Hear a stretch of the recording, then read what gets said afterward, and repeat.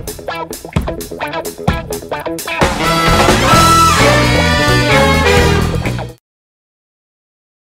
we are going to start with the risk analysis under capital budgeting.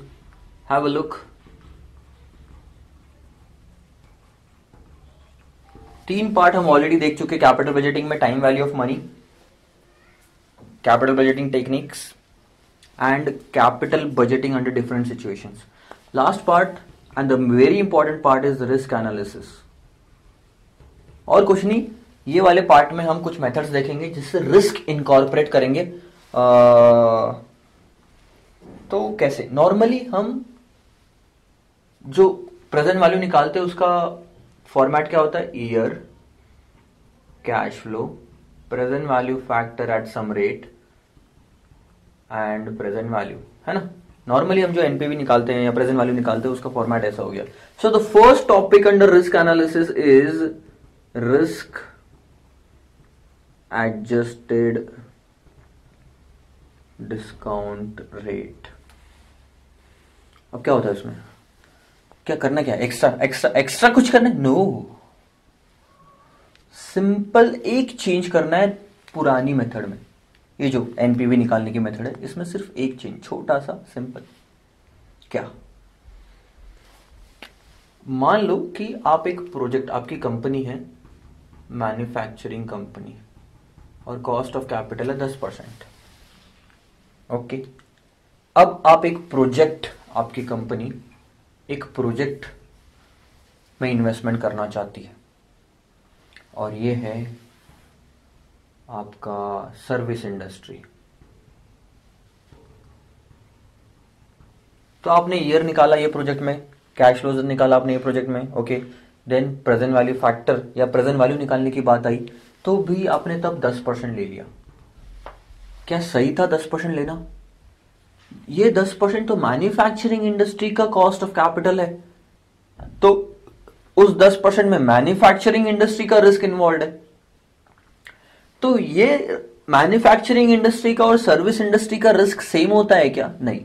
तो manufacturing industry का rate service industry को लगना चाहिए क्या? नहीं. So practically speaking this is wrong.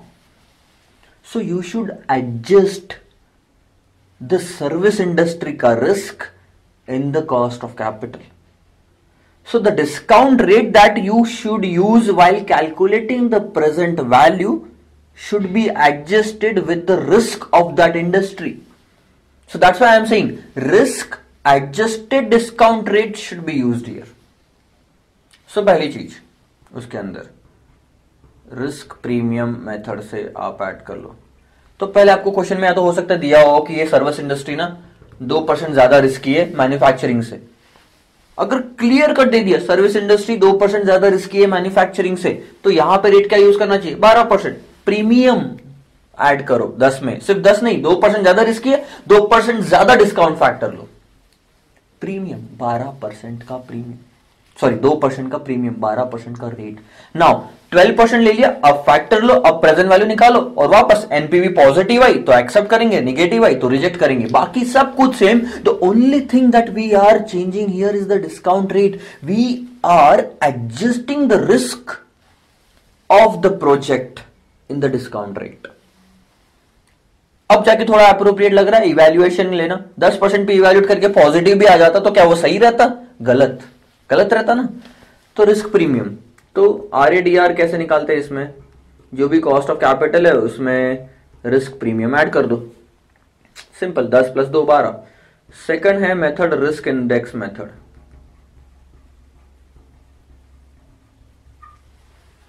अब आपको कुछ डिटेल दी हुई है, मान लो सेम चीज है और बोला गया है कि risk index of this industry is 1.2. Risk index of this industry is 1.2. इसका मतलब मैन्युफैक्चरिंग इंडस्ट्री का रिस्क हमने बेस लिया 1 और सर्विस इंडस्ट्री का 1.2.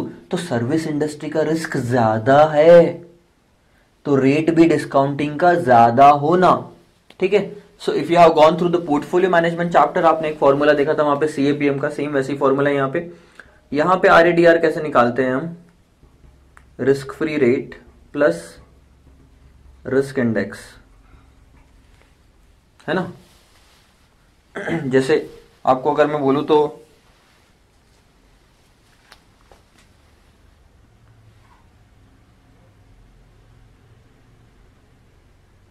रिस्क फ्री, ये रिटर्न और ये रिस्क फ्री सिक्योरिटी में 4% मिलता है बिना रिस्क के। मैन्युफैक्चरिंग एफएमजी में आपको 10 मिल रहा था विथ रिस्क ऑफ 1। अब आप सर्विस की बात कर रहे हो और रिस्क 1.2 है, तो क्वेश्चन ये उठता है कि ये रेट कौन सा होना चाहिए, क्योंकि यही वो रेट है जो हम यूज करने वाले हैं डिस्काउंटिंग करने के लिए। सो कैसे निकालेंगे, देखो जब मैं 0 से 1 पे शिफ्ट हुआ तो 1 का रिस्क उठाया और मुझे प्रीमियम 6 का मिला। 4 तो बिना रिस्क के ही मिल रहा है ना। मैं 0 से 1 पे जाता हूं तो 4 से 10 का प्रीमियम मिलता है, यानी 6। 4 से 10 तक का मतलब 6% का प्रीमियम मिलता है। तो प्रैक्टिकली स्पीकिंग 1 के रिस्क के लिए आपको 10 - 4 जितना प्रीमियम मिला, तो 1.2 के रिस्क के लिए कितना है ना। तो 4 + 6 ये 7, ये 11 आ जाना चाहिए, 7.2 सॉरी, तो 11.20 आना चाहिए आंसर। तो ये अपना बन जाएगा 11.20। भाई सिंपल है, बहुत सिंपल है। 6 का प्रीमियम मिला 1 के लिए, तो 1.2 के लिए कितना का प्रीमियम, 7.2 का प्रीमियम होना, मिनिमम कितना 4, तो 4 तो होना है। तो ये हमारा फॉर्मूला बन जाएगा। 4 बोले तो रिस्क फ्री रेट, 1.2 यानी रिस्क इंडेक्स, और 10 - 4 यानी cost of capital minus risk free rate. 10 cost of capital, risk free rate 4%। सो इन दो मेथड से आप रिस्क एडजस्टेड डिस्काउंट रेट निकाल सकते हो, RADR। एक बार डिस्काउंट रेट एडजस्ट हो गया, फिर प्रोसीजर पूरी सेम है। ईयर लो, कैश फ्लोज लो, प्रेजेंट वैल्यू फैक्टर निकालो at the RADR, present value निकालो, एनपीवी पॉजिटिव आ रही है, प्रोजेक्ट एक्सेप्ट करो, 0 आ रही है एक्सेप्ट करो, रिजेक्ट करो अगर नेगेटिव आ रही है तो। So just note down this risk adjusted discount rate. इस पे हम 1-2 क्वेश्चंस देखते हैं आने वाले लेक्चर्स में, और उसके बाद हम और भी नई चीजें देखेंगे रिस्क एनालिसिस में। Till that time is bye bye.